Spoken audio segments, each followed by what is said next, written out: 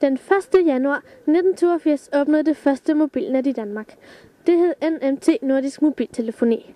Post- og telegrafvæsenet investerede 30 millioner kroner i det og forventede at få mindst 2.000 abonnementer på et år. Men allerede halvvejs igennem året havde de 4.000 abonnementer.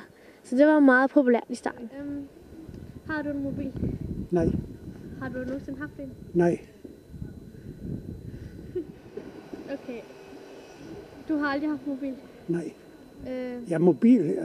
En mobiltelefon? Nej. Ja, ikke alle har mobiltelefoner i Danmark. Og derfor er der ikke et præcist tal på, hvor mange der har mobiler, men der er tal på, hvor mange der har abonnementer. Her er tallet mere end en person. Det skyldes selvfølgelig, at en person har 2 abonnementer. For eksempel en privat og en i firmaet.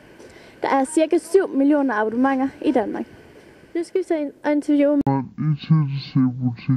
om han ved noget om mobiltelefoner. Hvor meget har mobiltelefonen udviklet sig her igennem de seneste par år? Det har udviklet sig rimelig meget.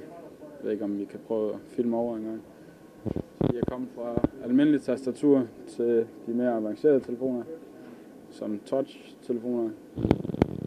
Plus hvor vi også har fået fra almindelige tastatur med touch i en telefon.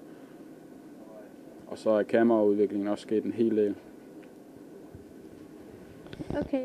Hvordan har de udviklet sig, altså på udseendet? Eller? Med udseendsmæssigt, der er der sket en hel del forandring, da de er jo blevet en lidt større på touch-telefoner, end de er på almindelige telefoner. Hvad kostede de, eller ved du hvad de kostede dengang i forhold til i dag? Er de blevet sådan billigere eller dyrere? De koster jo lidt mere, end de gjorde før, da det også er, da teknologien og delene indvendige i telefonen er blevet lidt dyrere også. Så det er klart, at der sker en lidt prisstigning. Verdens første håndholdte mobiltelefon blev opfundet i 1989. Den vejede 700 gram og kostede 27.800 kroner. Det svarer til ca. 43.000 i 2007. Den var meget populær, og den havde Gorba. Det eneste den kunne var at ringe. Den så nogenlunde sådan her ud. Det var bare en stor kasse, og man var rigtig smart, hvis man havde en. Det var dog kun de rige, der havde råd til en. Har du en mobiltelefon? Ja, det har jeg. Hvornår fik du din første mobil? Det er mange, mange år siden. Det er nok helt tilbage i begyndelsen af 80'erne, vil jeg tro. Okay. Hvordan så den ud? Det var lige så stor som en mursten. Ja. Ja, og så havde den en antenne. Hvad kunne den? Den kunne ringe, og ikke andet. Var det normalt at have en mobiltelefon, da du fik din? Nej, det var nok en af de første i omgangskredsen, der havde en. Hvad kostede de?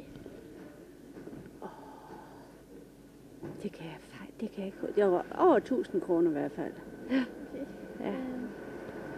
Det var dyrt i forhold til, hvad man tjente dengang. Hvor meget synes du, mobilen har udviklet sig igennem de seneste par år? Rigtig meget. Fordi de første mange år, der skete der ikke så meget. Men her de sidste år, nu er det jo en minicomputer, jeg har med i lommen.